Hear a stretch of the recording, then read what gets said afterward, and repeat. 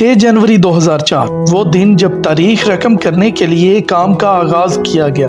Dubai की रेत में खुदाई शुरू की गई, जिसका मकसद दुनिया की सबसे ऊंची बिल्डिंग बनाना था।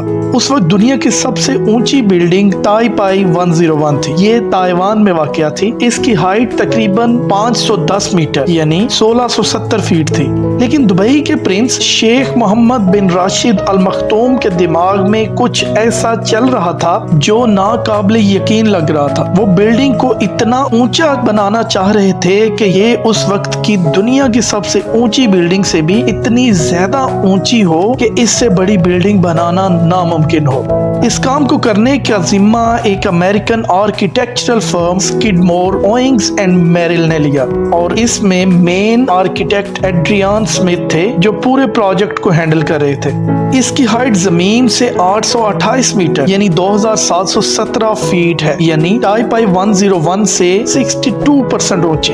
इससे पहले जितनी भी ऊंची बिल्डिंग्स बनती रही हैं, वो पहले वाली बिल्डिंग्स से कोई 5 से 10% ऊंची होती थी। लेकिन इस दफा दुबई वालों ने कुछ हट के कर दिखाने की ठान ली थी। अपने ख्वाब को पूरा करने के लिए दुबई के प्रिंस ने कोई कसर न छोड़ी। इस प्रोजेक्ट पे दिन रात तेजी से काम जारी था कि आहिस्ता आहिस्ता दुबई में इकोनॉमिक क्राइसिस स्टार्ट हो गए, जिसकी सबसे बड़ी वजह ग्लोबल रियल एस्टेट मार्केट जो कि उस वक्त बहुत पीक पे थी, वो डाउन होना स्टार्ट हो गई। रियल एस्टेट की प्राइसेस बहुत हद तक नीचे आना शुरू हो गई। इसका सबसे बड़ा असर दुबई पर पड़ा क्योंकि दुबई उस वक्त बहुत ज्यादा रियल एस्टेट में इन्वेस्ट कर चुका था, क्योंकि वो टूरिज्म को प्रमोट करने का तहैया कर चुका था। फिर यूं हुआ कि वो जो ग्रुप्स इन्वेस्ट कर चुके थे वो इन्वेस्टमेंट निकालने का सोचने लगे और इस प्रोजेक्ट के लिए लिक्विडिटी की मुश्किलात शुरू हो गई। दुबई के पब्लिक कंपनीज जो डेवलपमेंट का काम कर रही थी, उनको भी शदीद फाइनेंशियल क्राइसिस का सामना करना पड़ रहा था, क्योंकि बुर्ज खलीफा भी अपने आखिरी मराहिल पे था और पूरी दुनिया की नजरें इस पर टिकी हुई थी।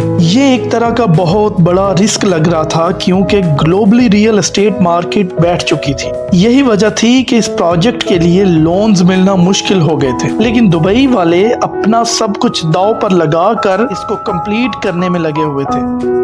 इन क्राइसिस की वजह से दुबई में बहुत से बिजनेसेस अफेक्ट हुए और कंपनीज ने अपने खर्चे कम करने के लिए डाउन साइजिंग की, जिसकी वजह से हजारों लोग जॉबलेस हो गए। इन मुश्किल हालात में जब दुबई को फंड्स की बहुत शदीद ज़रूरत थी, तो दुबई के कैपिटल अबू धाबी के खलीफा ने इनकी मदद की और फंड्स प्रोवाइड किए। अबू धाबी चौक के रियल एस्टेट पे इतना डिपेंडेंट नहीं था, इसलिए इन क्राइसिस का उन पे ज़्यादा असर ना हुआ। इतनी सारी मुश्किलात के बाद बिल आखिर वो दिन आ ही गया जब इस प्रोजेक्ट को कंप्लीट कर लिया गया। इस बिल्डिंग की कंस्ट्रक्शन 1 अक्टूबर 2009 में मुकम्मल हुई, लेकिन ऑफिशियली इसको 4 जनवरी 2010 को पब्लिक के लिए खोल दिया गया। इस बिल्डिंग में टोटल 163 फ्लोर्स हैं, जिनमें से 154 फ्लोर्स रेजिडेंस, ऑफिसेज और होटल्स के लिए इस्तेमाल होते हैं, जबकि बाकी के 9 फ्लोर्स मैकेनिकल पर्पसेस के लिए यूज होते हैं।